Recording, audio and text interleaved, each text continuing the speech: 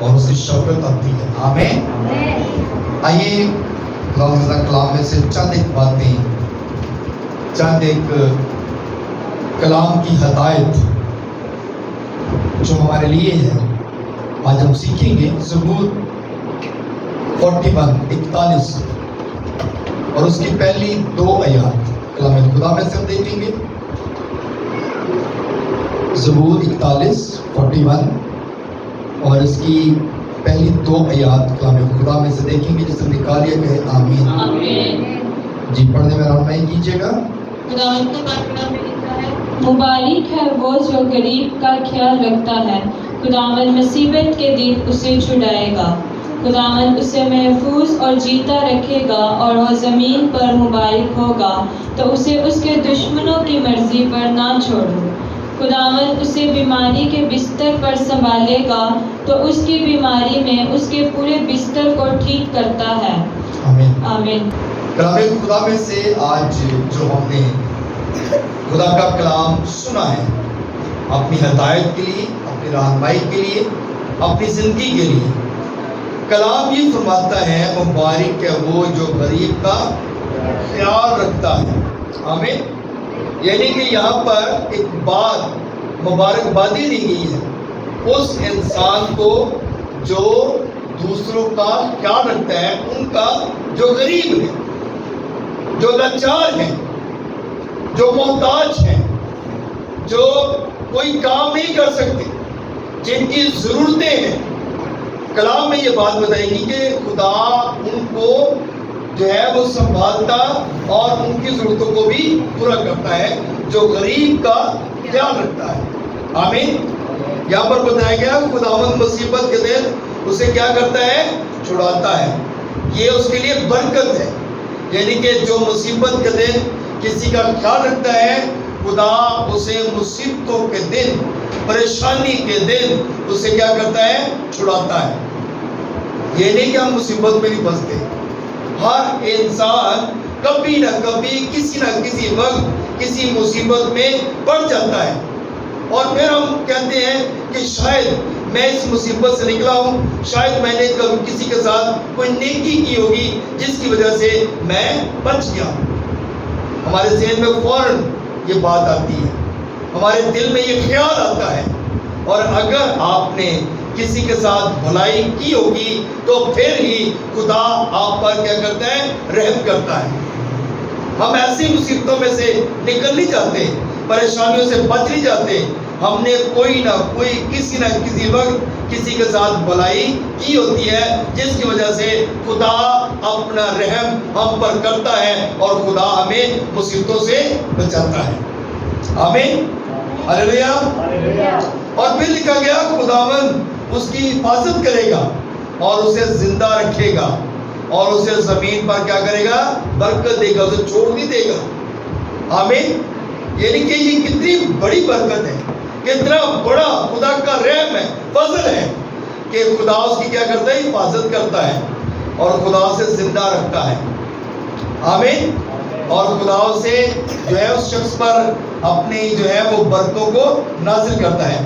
آئیے یسایا کی کتاب دیکھیں گے، اس کا 66 باب اور اس کی دوسری آیت. کلام خدا میں سے یسایا 66 باب اور اس کی دوسری آیت. کہ یہ سب چیزیں تو میرے ہاتھ سے بنائیں اور یوں موجود ہو، خداوند فرماتا ہے، لیکن میں اس شخص پر نگاہ کروں گا، اسی پر جو غریب اور شکستہ دل ہے اور میرے کلام سے کام چاہتا ہے. آمین. اس آیت کے 2 یعنی کہ حصے ہیں، لیکن ہم دوسرے حصے پر بات کریں گے. کلام میں یہ بات ہے کہ میں اس شخص پر نگاہ کروں گا، اس پر جو غریب اور شکستہ دل ہے اور میرے کلام سے کیا کرتا ہے؟ کام جاتا ہے. ہلیلویا.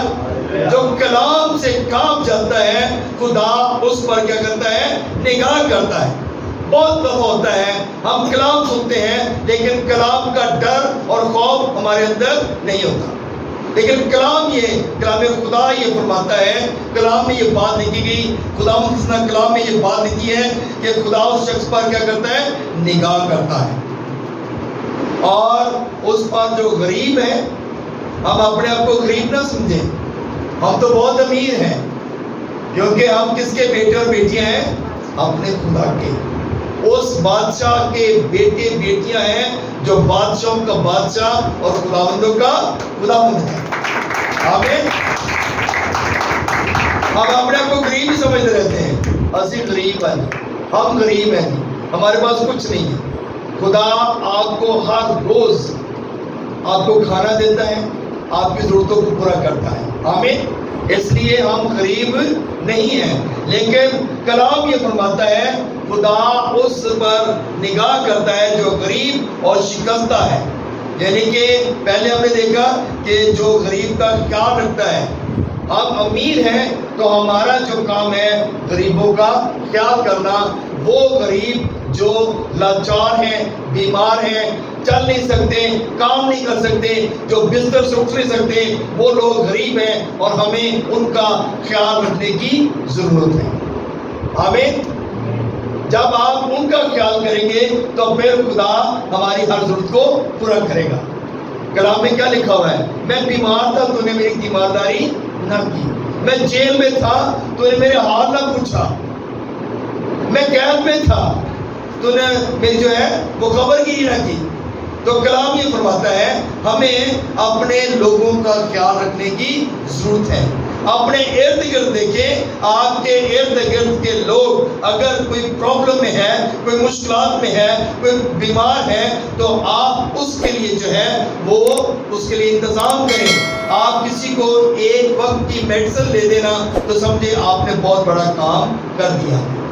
آمین۔ ہلیلویا۔ آپ یہ کام کر سکتے ہیں کیونکہ خدا نے ہمیں یہ برکت دی ہے، اس لیے ہمیں اس بات پر غور کرنے کی ضرورت ہے۔ کلام یہ فرماتا ہے میں اس پر نگاہ کروں گا جو غریب اور شکستہ دل ہو اور میرے کلام سے کانپ جاتا ہوں۔ کیونکہ ہمارے اندر اگر کلام کا ڈر اور خوف ہے تو پھر ہم کسی کی ہیلپ کرنے کے لیے بھی تیار ہو جائیں گے۔ اگر ہمارے اندر کلام کا ڈر اور خوف نہیں ہے تو ہم کسی کی بھی ہیلپ نہیں کر سکتے۔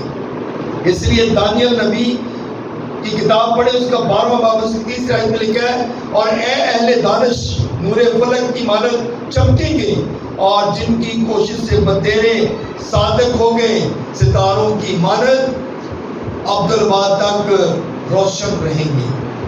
آمین۔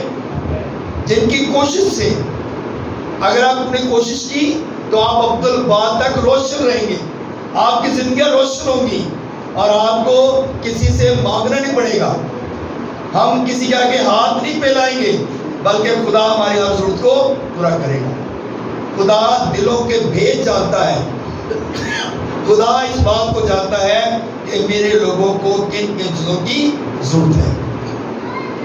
کلام لکھا گیا وہ تمہارے مانگنے سے پہلے جانتا ہے کہ تمہیں کس کس چیز کی ضرورت ہے۔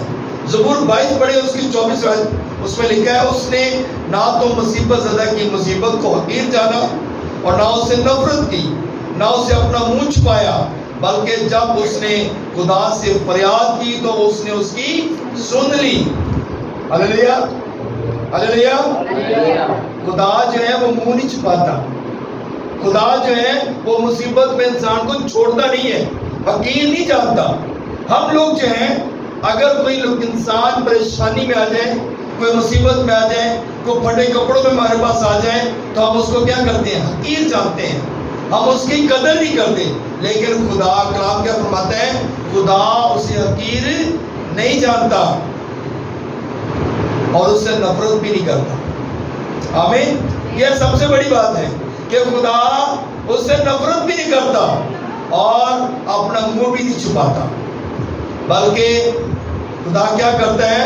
اس کی فریاد کو سنتا اور اس کی فریاد کو سن کے جواب دیتا ہے۔ آمین۔ تو میرے عزیزو، ہمیں اس بات پہ غور کرنے کی ضرورت ہے۔ جب ہم روزہ رکھتے ہیں تو کیا روزہ ہم صرف اپنے لیے رکھتے ہیں؟ بلکہ روزہ جب ہم رکھتے ہیں تو ہمارا یہ کام ہے کہ ہم دوسروں کے لیے دعا کریں۔ روزہ رکھیں تو ہم دوسروں کے لیے برکت کی دعا کریں۔ روزہ رکھیں تو اپنے ارد گرد کے جو ہے نیبر لوگوں کے بھی لیے دعا کریں کہ خدا ان کی تنگی اور تکلیفوں کو، بیماریوں کو دور کرے۔ کیونکہ جب آپ نے روزہ رکھ لیا تو آپ کی دعا جو ہے وہ خدا کے حضور میں پہنچتی ہے، اور جو دعا آپ کریں گے وہ دعا کا جواب آئے گا۔ ہلیلویا۔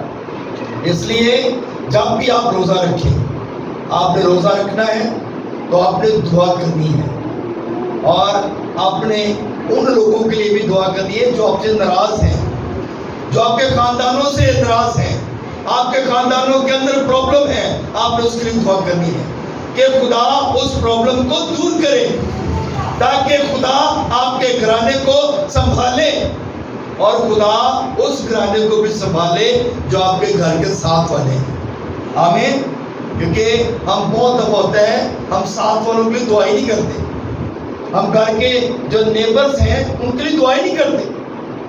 آپ کے گھر کے ساتھ کوئی بھی مذہب کا شخص ہے، کسی بھی خاندان سے ہے، آپ نے اس کے لیے دعا کرنی ہے، تاکہ آپ کی دعا سے وہ گھرانے برکت پائیں۔ کلام میں لکھا ہوا ہے کہ تو جس گھر میں رہتا ہے اس خاندان کے لیے دعا کر، جس شہر میں رہتا ہے اس کے لیے دعا کر، جس ملک میں رہتا ہے اس کے لیے دعا کر، اپنے رہبروں کے لیے، اپنے حاکموں کے لیے دعا کر۔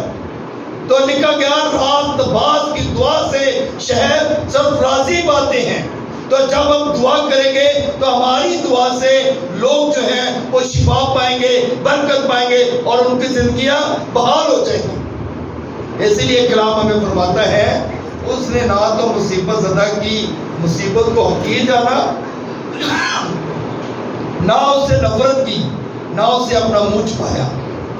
تو ہمیں منہ چھپانے کی ضرورت نہیں ہے، ہمیں نفرت کرنے کی ضرورت نہیں ہے، ہمیں مصیبت میں لوگوں کو چھوڑنے کی ضرورت نہیں ہے، بلکہ ان کے ساتھ کھڑے ہونے کی ضرورت ہے۔